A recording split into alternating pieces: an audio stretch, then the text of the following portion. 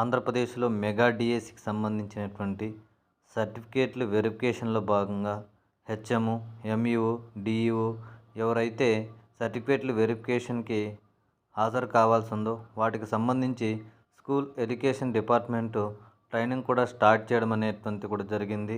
వాటికి సంబంధించి ప్రధానంగా మనకు కావాల్సినటువంటి సర్టిఫికేట్లు, మనం డిఎస్సికి అప్లై చేసినప్పుడు application, SSC marks memo, intermediate marks memo మరియు డిగ్రీకి సంబంధించిన మార్క్స్ మెమో, టీటీసీఆర్ బీఈడీకి సంబంధించినటువంటి మార్క్స్ మెమో, టెట్ ఆర్ సీటెట్కు సంబంధించినటువంటి score card, study certificate 4th నుంచి 10th వరకు.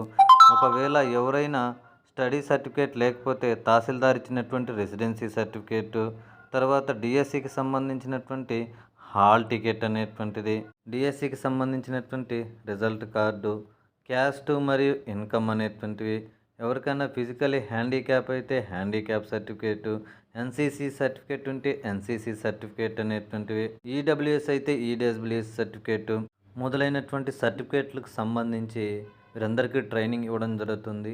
ఈ ట్రైనింగ్ పూర్తయ్యేలోపే మనకు మెరిట్ లిస్ట్ను విడుదలయ్యే అవకాశాలు ఎక్కువగా కనిపించడం జరుగుతుంది.